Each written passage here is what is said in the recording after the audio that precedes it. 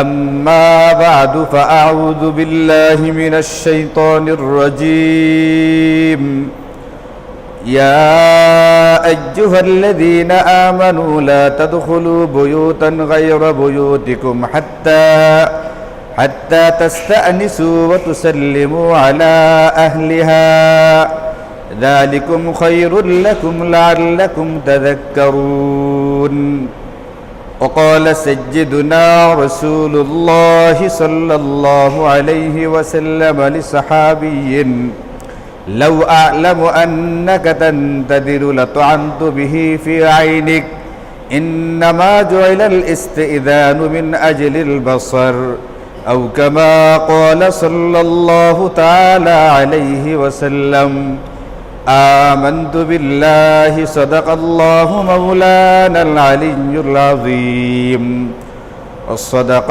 رسوله النبي الكريم ونحن على ذلك لمن الشاهدين والشاكرين والحمد لله رب العالمين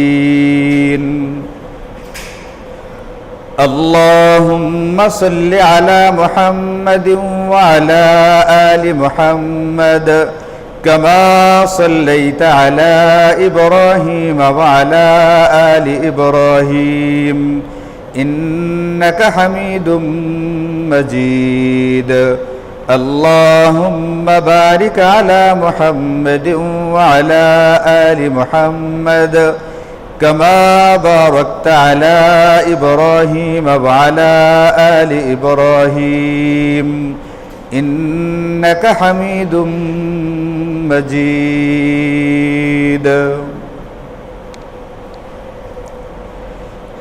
আমরা মাঝে মধ্যেই পত্র পত্রিকাতে পড়ি মানবাধিকার ইত্যাদি। এর মানে হচ্ছে পৃথিবীর প্রত্যেকটা মানুষের কিছু মৌলিক অধিকার থাকে। যেমন তার খাবার দাবারের প্রয়োজনীয়তা আছে, এটা তার মৌলিক একটা অধিকার। তার কাপড় চোপড়ের প্রয়োজনীয়তা আছে, এটাও একটা মৌলিক অধিকার। এরকম তার একটা বাসস্থানের প্রয়োজন হয়, এটাও একজন মানুষের মৌলিক অধিকারের অন্তর্ভুক্ত একটা বিষয়। এখানে সে বিশ্রাম করে প্রয়োজনে সারাদিন ক্লান্তির পরে বিশ্রাম করবে, বা যে অসুস্থ হলে এখানে আরাম করবে। এখানে সে প্রচন্ড গরম থেকে যে নিজেকে হেফাজত করার চেষ্টা করবে, প্রচন্ড শীতের মধ্যে যে শীত থেকে বাঁচার জন্য এখানে সে আশ্রয় নিবে। তার এই যে মৌলিক একটা অধিকার, তার একটা বাসস্থান, একটা বাড়ি, এই বাসস্থানে তার অধিকারটা পুরাপুরিভাবে ভোগ করবার জন্যে এবং সত্যিকার অর্থে ওটা যেন তার বিশ্রামের, তার শান্তির এবং তার বসবাসের যথার্থ একটা উপায় হয়, এটার জন্য কিছু আরো বিষয় থাকে। যদি ওই বিষয়গুলো পাওয়া যায় তাহলে মানুষ তার এই অধিকারটা পুরাপুরি ভোগ করতে পারে। কিন্তু যদি অন্য বিষয়গুলো খেয়াল রাখা না হয় তাহলে মানুষ তার অধিকারটা পুরাপুরি ভোগ করতে পারে না। এই জন্য মানুষ তার মৌলিক অধিকার, বাসস্থানের অধিকারটা পুরাপুরি ভোগ করবার জন্য আল্লাহ তাআলা কুরআন কারীমের মধ্যে বেশ কিছু নীতিমালা দিয়ে দিয়েছেন। এই নীতিমালাগুলো এমন বিষয় যেগুলো আসলে সত্যিকার অর্থে একজন মানুষের দিল দিমাগ যদি সহি থাকে, ঠিকঠাক থাকে, তার জ্ঞান বুঝ যদি ঠিকঠাক থেকে থাকে, তার স্বাভাবিক, তার মেজাজি এটা ধরার কথা যে আমার এই নিয়মগুলো রক্ষা করা উচিত। আর যদি মেজাজের ভিতরে সুস্থতা না থাকে, মেজাজের মধ্যে সুরুচি যদি তার না থাকে, তাহলে তার মাথায় বা তার দিল দিমাগে এগুলো আসবে না। কারণ যাদেরটা আসে তো আসে আলহামদুলিল্লাহ, আর যাদের আসে না তাদেরকে বুঝিয়ে দেবার জন্য আল্লাহ তাআলা কুরআন কারীমে এবং তার রাসূল সাল্লাল্লাহু আলাইহি ওয়াসাল্লাম হাদিসে পাকের মধ্যে এই বিষয়গুলো আমাদেরকে নবীজি মৌখিকভাবে যেরকম শিখিয়েছেন, আমলগতভাবে শিখিয়েছেন, এমনকি কখনো কখনো নবীজি সাহাবীদেরকে একেবারে হাতে ধরে খাতা কলমে যেভাবে শেখাতে হয় ওইভাবে শিখিয়ে দিয়েছেন। এর ভিতরে একটা হলো, একজন মানুষ তার বাসস্থানের ভিতরে, বাসস্থানের পুরোপুরি যদি সুবিধাটা ভোগ করতে চায় তাহলে তার মধ্যে একটা নীতি হলো এটা, একজন অন্য মানুষ তার ঘরের ভিতরে যখন তখন প্রবেশ করতে পারবে না। একজন অন্য মানুষ, বাহিরের একজন ব্যক্তি যখন তখন তার ঘরের ভিতরে উকি দিয়ে তার ভিতরটাকে দেখার চেষ্টা করতে পারবে না। এতে কি অসুবিধা হয়? এতে অসুবিধা হলো যদি ব্যক্তিরা তার নিজের ঘর মনে করে একান্ত নির্জন বাস মনে করে সে যদি কাপড় চোপড় এমন ভাবে পরিধান করা থাকে যেটাতে তার একাকী হওয়ার কারণে তেমন সমস্যা মনে হচ্ছিল না, এখন বাহিরের একজন লোক দৃষ্টি দেওয়ার কারণে সে অবশ্যই এতে বিব্রত বোধ করবে, অস্বস্তির মধ্যে পড়বে। এরকম ভাবে কোনো মানুষ যদি একেবারে খুব মনোযোগ দিয়ে কোনো কাজ করতে থাকে আর হঠাৎ করে ঘরের ভিতরে ঢুকে কেউ যদি উকি মারে অথবা প্রবেশ করে, তাহলে এই মানুষটা চমকে উঠতে পারে, তার হার্টের জন্য, তার শরীরের জন্য এটা ক্ষতির কারণ হয়ে দাঁড়াতে পারে। অথবা সে এমন হতে পারে বড় ক্লান্তি নিয়ে সে আছে, সে চাই একাকে নির্জনে কিছুক্ষণ বিশ্রাম করতে। এখন কোনো মানুষ যদি আচম্বিত হঠাৎ করে ঘরের ভিতরে ঢুকে, সে এত বড় বিরক্তি শুধু বোধ করে এমনটা না, এটা তার মানসিক কষ্টের কারণ হয়ে দাঁড়ায়। এই জন্য ইসলাম আমাদেরকে ইমানিয়াতের বিধিবিধান যেমন দিয়েছে, ইবাদতের শিক্ষা যেরকম দিয়েছে, এইগুলো যেরকম ভাবে একজন মুসলমান অনুসরণ করবে, তার জিন্দেগির মুআমালাত, মুআশারাত, আখলাকিয়াত, পারস্পরিক আলাপ আলোচনা কিরকম হবে, আচার আচরণ কিরকম হবে, একজনের ঘরে আরেকজনের যাবে, এখানে কোন আদাবগুলো, কোন শিষ্টাচারগুলো রক্ষা করবে, এই বিষয়গুলো আমাদেরকে ইসলাম শিক্ষা দিয়েছে। এর মানে ইসলাম হচ্ছে একটি পরিপূর্ণ জীবন ব্যবস্থা, যেটা আল্লাহ কুরআনে বলেছেন, আল-ইয়াওমা আকমালতু লাকুম দীনাকুম, আমি তোমাদেরকে এমন এক দিন, এমন এক ধর্ম দিয়েছি যেটা একেবারে পরিপূর্ণ, এর ভিতরে কোনো রকমের কমতি নেই। সুতরাং একজন মুসলমান সে ব্যক্তিগত পর্যায় থেকে শুরু করে তার সামাজিক, তার পারিবারিক, তার রাষ্ট্রীয়, তার আন্তর্জাতিক, তার অর্থনৈতিক, তার রাজনৈতিক সকল জিন্দেগিতে সে ইসলামকে, কোরআনকে তার সংবিধান হিসাবে, জীবন ব্যবস্থা হিসাবে ঘোষণা করবে, জীবন ব্যবস্থা হিসাবে গ্রহণ করবে, যদি সে সত্যিকারের মুসলমান হয়ে থাকে। নামাজের বেলায় ইসলামের বিধিবিধানগুলো মানে, ইমানের বেলায় ইসলামের বিধিবিধানগুলো মানা হয়, কিন্তু রাজনৈতিক ক্ষেত্রে ইসলামের বিধানগুলো মানা হলো না। অথবা সে রোজা রাখার বেলায় ইসলামের বিধান মানে, কিন্তু অর্থনৈতিক ক্ষেত্রে হালাল হারামের বাছ বিচার করে না। কিছু কিছু ক্ষেত্রে ইসলামকে মানে আর কিছু ক্ষেত্রে ইসলামকে মানে না। এদের ব্যাপারে আল্লাহ কুরআন কারীমের মধ্যে ইরশাদ করেন, আফাতুমিনুনা বিবাদিল কিতাব ওয়া তাকফুরুনা বিবাদ, তোমরা কিতাবের কিছু অংশ মানো আর কিছু অংশ মানো না। যারা এরকমটা করবে তারা কখনোই ঈমানদার হতে পারে না। ইমানদার হতে গেলে গোটা কুরআন কারীমের উপরেই ঈমান আনতে হবে, গোটা কুরআন কারীমকে নিজের জীবন ব্যবস্থা হিসাবে, নিজের জিন্দেগির সংবিধান হিসাবে গ্রহণ করতে হবে। সুতরাং ইসলাম এখানে যেরকম আমাদেরকে ইমানিয়াতের বিধিবিধান শিখিয়েছে, ইবাদত বন্দেগীর বিধান শিক্ষা দিয়েছে, আমাদের পারস্পরিক আচার আচরণ কিরকম হবে এর শিক্ষাটাও কুরআন এবং সুন্নাহ আমাদেরকে দিয়েছে। এর ভিতরে মৌলিক একটা শিক্ষা হলো, যদি কোনো ব্যক্তি অন্য কোনো ব্যক্তির বাড়িতে যায়, তাহলে সেই ব্যক্তির বাড়িতে ঘরে প্রবেশ করবার আগে তাকে ইসলাম কিছু আদাব, কিছু শিষ্টাচার, কিছু সভ্যতা, কিছু ভদ্রতা এবং সামাজিক কিছু রীতিনীতি শিক্ষা দিয়েছে। ওই রীতিনীতি, আদাবগুলো, শিষ্টাচারগুলোকে নিজের জিন্দেগিতে নিয়া এরপরে সে অন্য ব্যক্তির বাড়িতে ঢুকবার চেষ্টা করবে। কুরআন কারীমের সূরা নূরের ভিতরে আল্লাহ ইরশাদ করেন, ইয়া আইয়ুহাল্লাযীনা আমানু লা তাদখুলু বুয়ুতান গায়রা বুয়ুতিকুম হাত্তা তাস্তানিসু ওয়া তুসাল্লিমু আলা আহলিহা। আল্লাহ ডাক দিয়েছেন ইয়া আইয়ুহাল্লাযীনা আমানু, হে ঈমানদার বলে। এর মানে কোরআনের বিধান তার জন্য যে নাকি ঈমানদার, আর যে ঈমান ঠিকঠাক মতো গ্রহণ করে নাই সে তো কোরআনের বিধান গ্রহণ করবে না। এই বিধানটা মনে হবে আমাদের একটা সাধারণ বিষয়, একজনের সাথে আরেকজন সাক্ষাৎ করবে, এখানে আবার ইসলাম করতে গিয়ে আসলো। যদি কারো মনের মধ্যে এটা থাকে এখানে ইসলাম করতে গিয়ে আসলো, ওই ব্যক্তি সত্যিকার অর্থে মুসলমানই না। এই জন্য আল্লাহ ডাক দিয়েছেন হে আইয়ুহান নাস, হে লোক সকল, এরকম করে না, ডাক দিয়েছেন ইয়া আইয়ুহাল্লাযীনা আমানু, হে ঈমানদার। তুমি যদি কোরআনে ঈমান এনে থাকো, তুমি যদি সত্যিকারের ঈমানদার হয়ে থাকো, তুমি যদি সত্যিকার অর্থে মুসলমান হয়ে থাকো, তাহলে শোনো, ইয়া আইয়ুহাল্লাযীনা আমানু লা তাদখুলু বুয়ুতান গায়রা বুয়ুতিকুম, তুমি অন্য কোনো ব্যক্তির ঘরে, অন্য কোনো ব্যক্তির বাড়িতে প্রবেশ করবে না। হাত্তা তাস্তানিসু, যতক্ষণ না তুমি অন্য ব্যক্তির কাছ থেকে অনুমতি গ্রহণ করবে। অন্য ব্যক্তির বাড়িতে বা ঘরে ঢুকবার আগে ওই ব্যক্তির অনুমতি নিতে হবে, অনুমতি নিয়ে তারপরে তুমি তার বাড়িতে প্রবেশ করবে। অনুমতি কেন লাগবে? একটু আগে আপনাদেরকে বললাম, যদি অনুমতি না নেওয়া হয়, হঠাৎ করে কারো ঘরে বা বাড়িতে যাওয়া হয়, এই ব্যক্তি হঠাৎ করে চমকে উঠতে পারে, তার বিশ্রামের ব্যাঘাত করতে পারে, এরকম ভাবে তার কাপড় চোপড় যদি কোনো রকমের অপরিপাটি অবস্থায় থেকে থাকে, সে অস্বস্তিকর লজ্জাজনক অবস্থার ভিতরে পড়ে যেতে পারে। এমনকি কোনো মেয়ে ছেলে যাদের সঙ্গে পর্দা করা জরুরি, এবং বেপর্দা অবস্থায় কোনো একজন নারীর উপরে আমার দৃষ্টি পড়ে যেতে পারে, যেখানে ফরজ বিধান লঙ্ঘনের গুনাহে গুনাহগার হয়ে যেতে হবে। একজন পরনারীর উপরে আমার যেন দৃষ্টি না পড়ে, এটা আমার উপরে জরুরি। কুল্লিল মুমিনিনা ইয়াগুদ্দু মিন আবসারিহিম, মুমিন তুমি তোমার দৃষ্টিকে নত রাখো যেন এটা পরনারীর উপরে না পড়ে। এখন আমি হঠাৎ করে ঢুকতে গেলে অন্য একজন পরনারীর উপরে আমার নজর পড়তে পারে, এতে করে পর্দার যে ফরজ বিধানটা আছে এই বিধানটা লঙ্ঘিত হবে। এই ফরজ বিধান লঙ্ঘিত হওয়ার কারণে গুরুতর গুনাহগার হতে হবে। এই জন্য এই আয়াত কারিমার ভিতরে আল্লাহ তাআলা এক নাম্বার আমাদেরকে বলছেন, এই যে তোমাদের একটা সামাজিক রীতি, তোমরা যখন সমাজে চলতে যাও, অনেক সময় এরকম হয়, এক ঘরওয়ালা আরেক ঘরওয়ালার কাছে যাবে কোনো প্রয়োজনে, এক বাড়িওয়ালা আরেক বাড়িওয়ালার কাছে যাবে প্রয়োজনে। ওই ক্ষেত্রে তোমাদের জন্য এক নাম্বার করে নেওয়া হচ্ছে, তুমি যার বাড়িতে যাবে তার কাছ থেকে প্রথমে অনুমতি নিবে, অনুমতি নিয়ে তারপরে তার বাড়িতে ঢুকবার চেষ্টা করবে। এই ক্ষেত্রে 2 নাম্বার যে বিধানটা আমাদেরকে কুরআন কারীম দিচ্ছে, খোদ কুরআন কারীমের ভিতরে আল্লাহ পাকের ইরশাদ, এটা অনুমতি নিবে। অনুমতি নেওয়ার পদ্ধতিটা কি হবে, কিভাবে অনুমতি নিতে হয়। অন্যের বাড়িতে ঢুকতে গেলে, অন্যের ঘরে ঢুকতে গেলে ইসলাম বলছে অনুমতি নিয়ে প্রবেশ করো। অনুমতি কিভাবে নিবে? আল্লাহ কুরআন কারীমের মধ্যে বলছেন, হাত্তা তাস্তানিসু ওয়া তুসাল্লিমু আলা আহলিহা, ওই ঘরওয়ালাদেরকে তুমি সালাম দিবে, সালামের মধ্য দিয়ে তার কাছ থেকে অনুমতি গ্রহণ করবে। আপনি দেখবেন আমাদের তাবলীগ জামাতের সাথীরা যখন বিকেল বেলায় গাছতে বের হয়, রাহাবর করে গিয়ে যখন গাছতে বের হয়ে রাহাবরি করতে থাকে, যে বাড়িওয়ালাদেরকে দাওয়াত দিবে ওই বাড়িওয়ালার ঘরের সামনে জোরে একটা সালাম দেয়। সালাম দিয়ে বলে, মসজিদ থেকে জামাত আসছে, কথা বলতে চাই, ঘরে কেউ থাকলে ঘর থেকে বের হয়ে আসেন।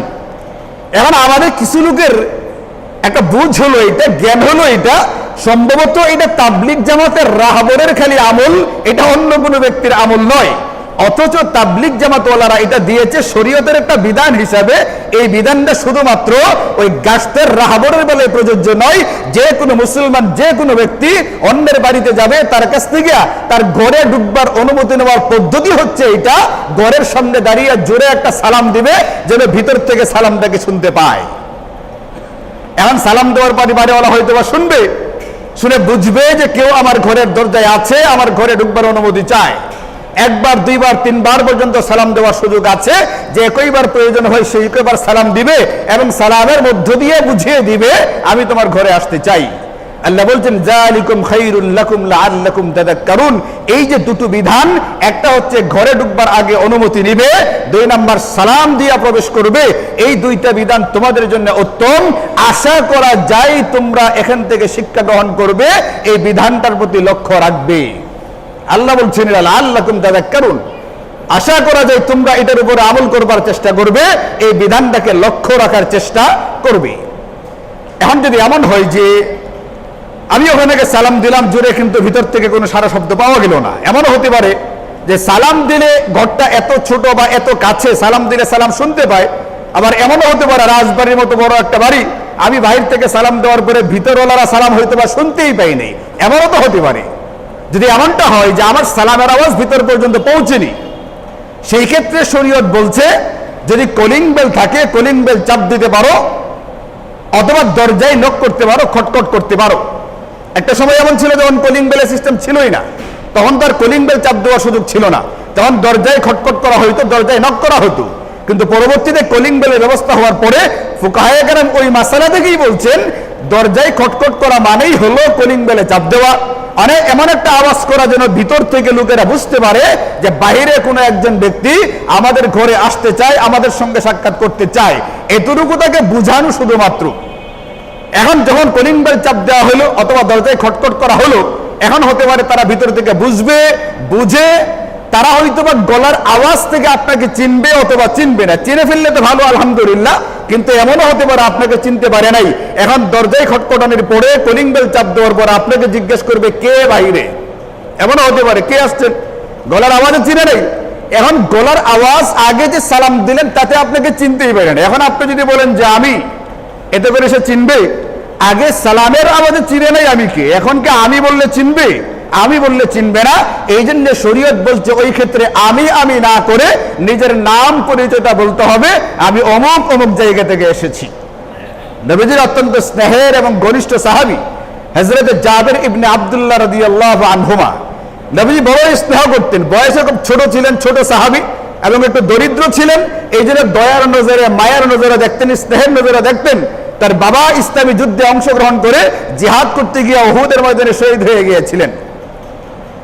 তো ওই সাহাবী একবার কোন একটা প্রয়োজনে নবীজির কাছে গেছেন, দরজায় যথারীতি হয়তোবা সালাম দিয়েছেন, সালাম দেওয়ার পরে ভিতর থেকে শোনা যায় না, খটখট করা হয়েছে। নবীজি জিজ্ঞেস করেন কে, মান? ওই সাহাবী উত্তর দিলেন যে আনা। নবীজি বিরক্ত হয়ে বললেন যে আনা আমি আবার কি?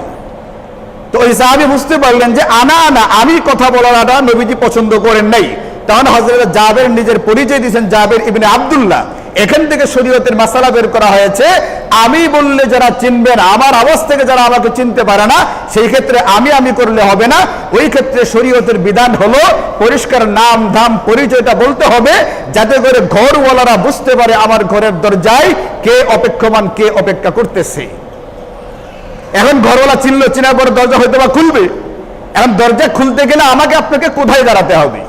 এই ক্ষেত্রে শরীয়তের মাসালা হলো ঠিক দরজা বরাবর না দাঁড়িয়ে একটু ডানে বা বামে চেপে দাঁড়ানো, যাতে করে এমনটা না হয় ঘরওয়ালা দরজা খুললো, দরজা খোলার পরপরই যে দরজায় দাঁড়িয়ে ছিল তার নজর ঘরের ভিতরে পড়লো। এতে করে অসুবিধা হবে এইটা, যদি ঘরের ভিতরে কোনো পরনারী থাকে যার উপরে আমার নজর দেওয়া জায়েজ নাই, এমন কোনো ব্যক্তির উপরে হঠাৎ করে আমার দৃষ্টি পড়তে পারে। এই জন্য সাহাবায়ে কেরাম ইরশাদ করেছেন, বর্ণনা করেছেন, নবীদের আমল ছিল এইটা, যখন তিনি কারো বাড়িতে যেতেন দরজায় খটখট করতেন আর দরজা খোলা হইতো, খোলার আগে নবীজি দরজার হয় ডানে অথবা বামে এক পাশে চেপে দাঁড়াইতেন, যাতে করে দরজা খুললেও ঘরের ভিতরে হঠাৎ করে তার নজরটা না পড়ে। এই জন্য আমাদের জন্য একটা বিধান হচ্ছে, আমি যদি কারো ঘরে যাই সেই ক্ষেত্রে করণীয় হচ্ছে দরজার ডানে বামে একটু সরে দাঁড়ানো, যাতে করে ভিতরে আমার নজর না পড়ে। এইভাবে একজন ব্যক্তির ঘরে ঢোকার অনুমতি নিতে হবে, অনুমতি নিয়ে তার ঘরে ঢুকতে হবে। এখন যদি কোনো কারণে এমন হয় এত কিছু করার পরেও ঘর থেকে কোনো আওয়াজ আসে না, কোনো সারা শব্দ নেই, তার কারণ একটা হতে পারে এটা ঘরের ভিতরে কোনো মানুষই নেই, এটা একটা হতে পারে। আরেকটা হতে পারে ঘরের ভিতরে মানুষ আছে কিন্তু আমার আওয়াজ শুনতে পায় নাই, খটখটানি কলিং বেলের আওয়াজও শুনে নাই। অথবা এমন হতে পারে সে এমন কোনো কাজের মধ্যে আছে যেখান থেকে বের হয়ে আসা সম্ভবপর না, হয়তো গোসলখানায় গোসল করতেছে, অথবা ঘুমায় আছে, অথবা অন্য কোনো ব্যস্ততার মধ্যে আছে, এখন সে আসতে পারতেছে না। এই ক্ষেত্রে শরীয়ত আমাদেরকে একই আয়াতের মধ্যে বলছে, ফাইন লাম তাজিদু ফিহা আহাদান, যদি তোমরা ওখানে কাউকে না পাও মানে হয়তো ঘরে নাই, অথবা ঘরে আছে কিন্তু কোনো ব্যস্ততার কারণে ঘর থেকে বের হতে পারতেছে না, অথবা বুঝতে পারতেছে কিন্তু ঘরে মহিলা আছে, কোনো পুরুষটাই ডাকে সাড়া দেওয়া সম্ভবপর হচ্ছে না, এটাও হতে পারে। এই ক্ষেত্রে করণীয়টা কি? ফাইন লাম তাজিদু ফিহা আহাদান ফালা তাদখুলুহা, আল্লাহ তাআলা আমাদেরকে নির্দেশনা দিয়েছেন এই ক্ষেত্রে তোমার ঘরে ঢুকবার কোনো অনুমতি নেই। অনেক সময় এমন বেঢঙ্গা কিছু মানুষও থাকে, যখন বাহির থেকে ডাক দেওয়ার পরেও কোনো আওয়াজ নাই, এখন ঘরের ভিতরে কে আছেন করতে করতে হয় অনেক সময় উকি ঝুঁকি মারতে থাকে, দরজা দিয়ে বেড়ার ফাঁক দিয়ে দেখার চেষ্টা করতে থাকে, আর অনেকে তো ঘরের ভিতরে ঢুকেই পড়ে, একবারে ঢুকে কেউ নাই নাকি বলতে বলতে ভিতরে ঢুকে গেছে।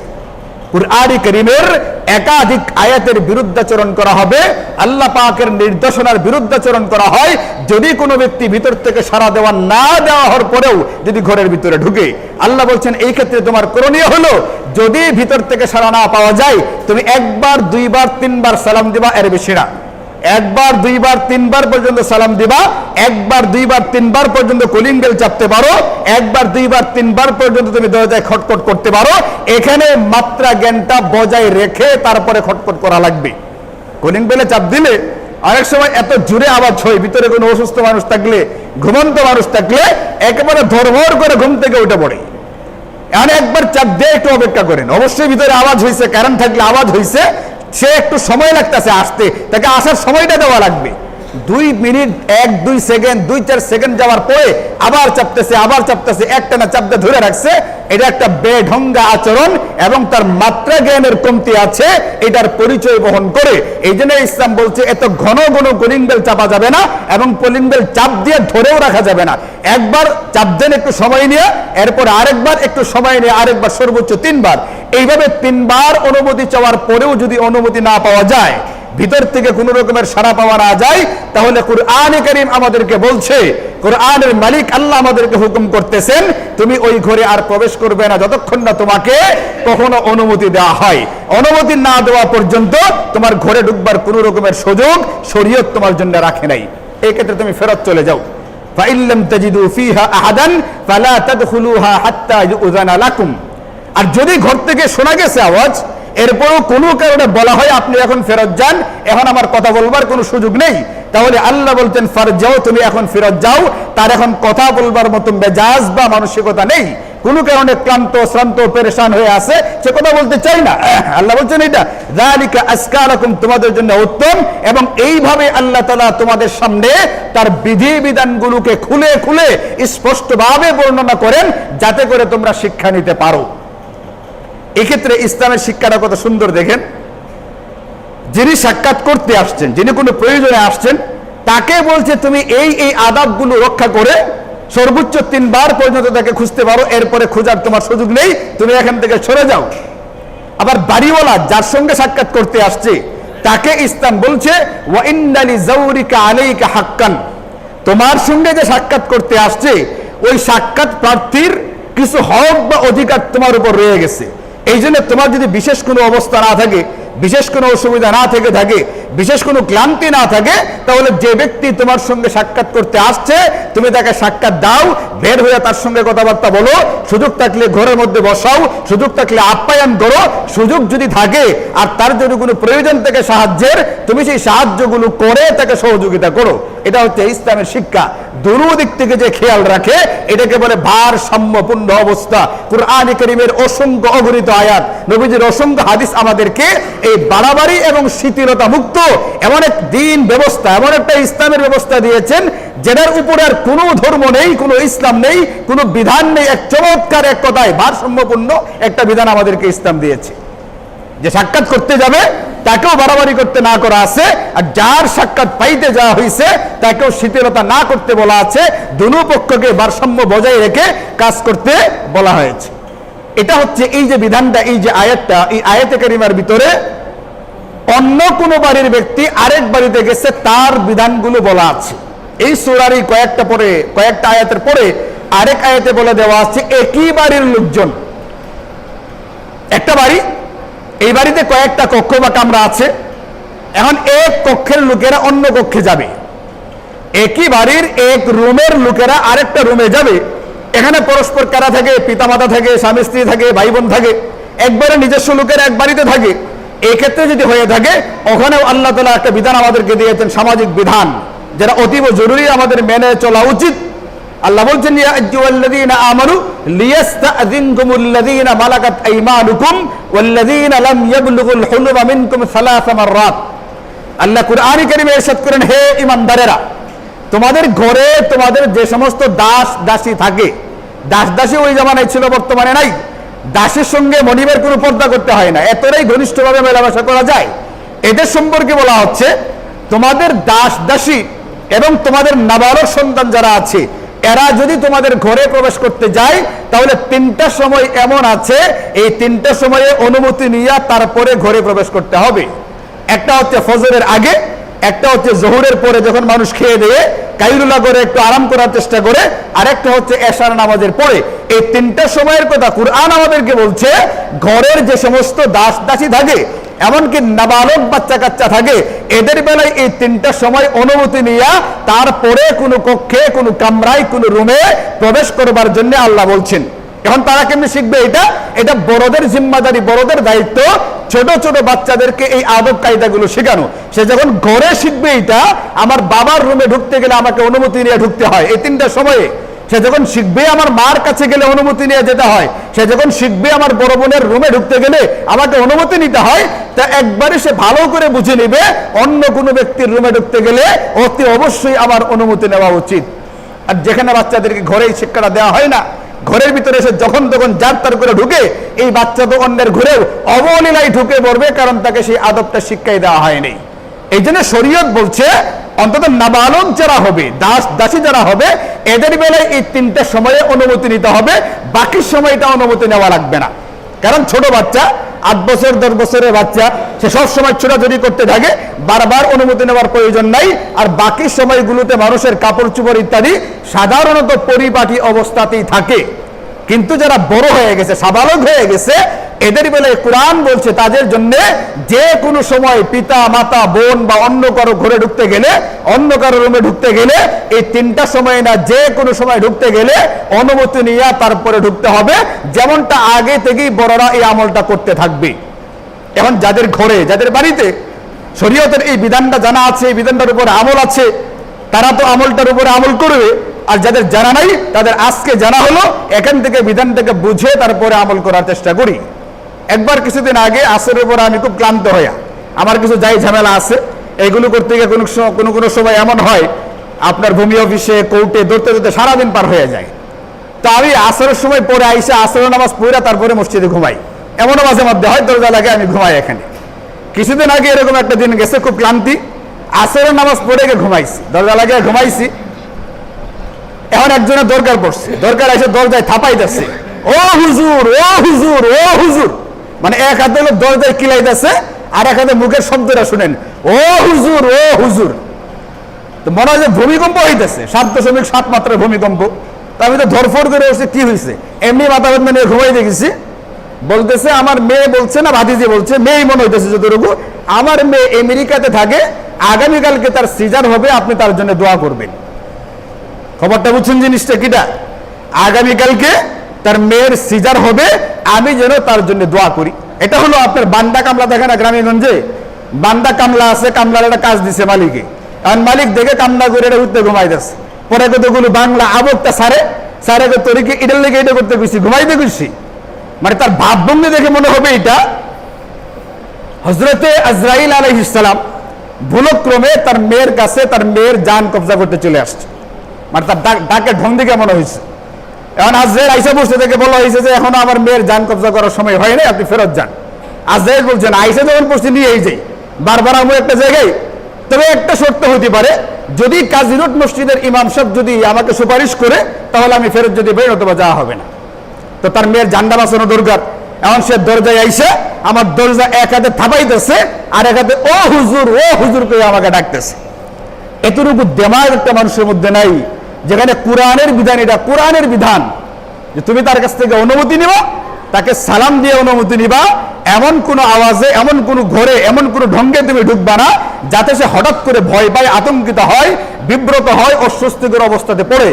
একজন বয়স্ক বুড়া মানুষ, চুল দাড়ি পাকনা, সিজার হবে আগামীকালকে, তাও আবার আমেরিকার মতো দেশে, যেখানে চিকিৎসা ব্যবস্থা অনেক উন্নত মানের, যারা পারতপক্ষে সিজার করেই না, ব্যবসার ধান্দা তারা করে না, সিজার করে বেশি জরুরি হইলে তাও সর্বোচ্চ সতর্কতার সাথে এমন একটা মেয়ের জন্য দোয়া চাইতে আসছে, দরজাটা যদি টিনা না হইয়া সাধারণ কোনো দরজা হইতো, বাইঙ্গা তসনস হইতো, আমাদের কৃষি সাহেব নাদিম ভাইয়ের জরিমানা রাখতো কতগুলো। তো আল্লাহ তাআলা হেফাজত করছেন, দরজাটা মজবুত ছিল, এই জন্য আল্লাহ তাআলা বাঁচাইছেন নাদিম ভাইকে খরচ করা থেকে। এটা কেন? কারণ ছোটবেলা থেকে আদব শিক্ষা হয় নাই, কারণ এটা যে ইসলামের শিক্ষা, এই বিধানটা তার জিন্দেগিতে মাথাতে ঢুকেই নাই। অথচ এটা কোনো সাধারণ বিধান না, কুরআনে কারীমের বিধান, আল্লাহ পাকের পক্ষ থেকে দেওয়া বিধান। একজনের বাড়িতে ঢুকতে গেলে, একজনের কাছে গেলে তার সাথে কিভাবে সাক্ষাৎ করতে হয়।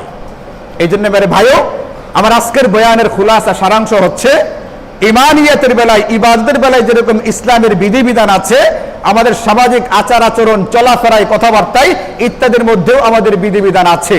এর মধ্যে একটা হলো, অন্য কোনো ব্যক্তির বাড়িতে গেলে আগে তার কাছ থেকে অনুমতি নেওয়া চাই। প্রবেশ করার আগে অনুমতি নেওয়ার পদ্ধতি হচ্ছে সালাম দিতে হবে, প্রয়োজনে কলিং বেল চাপতে হবে, যদি সারা শব্দ করে সর্বোচ্চ 3 বার আমাকে সুযোগ দেওয়া হবে, এরপরে আর কোনো রকমের সুযোগ নেই, আমাকে ফেরত চলে আসতে হবে, পরে এক সময় সাক্ষাৎ করার চেষ্টা করতে হবে। আর যার সঙ্গে সাক্ষাৎ করতে যাওয়া হবে, তার যদি বিশেষ কোনো অসুবিধা না থাকে, তাহলে সে যেন সাক্ষাৎ প্রার্থীকে সাক্ষাৎ দেয় এবং তাকে যতটুকু পারে সাহায্য সহযোগিতা করার চেষ্টা করে। আর 2 নম্বর হচ্ছে যদি একই বাড়িতে একে অপরের কক্ষে যাওয়া আসার বিষয় থেকে থাকে, তাহলে ছোট বাচ্চাদের জন্য 3টার সময় বাদ দিয়া বাকি যে কোনো সময় আসা যাওয়ার সুযোগ আছে, 3টার সময় অনুমতি নিতে হবে। আর বড়দের জন্য একে অপরের কামরায় গেলে অবশ্যই তার কাছ থেকে অনুমতি নিয়া তারপরে কামরায় প্রবেশ করা চাই। আল্লাহ তাআলা আমাদেরকে শরীয়তের এই বিধানগুলো বুঝবার, মানবার এবং এইগুলোর উপরে আমল করবার তৌফিক দান করুন। ওয়া আখিরু দাওয়ানা আলহামদুলিল্লাহি রাব্বিল আলামিন।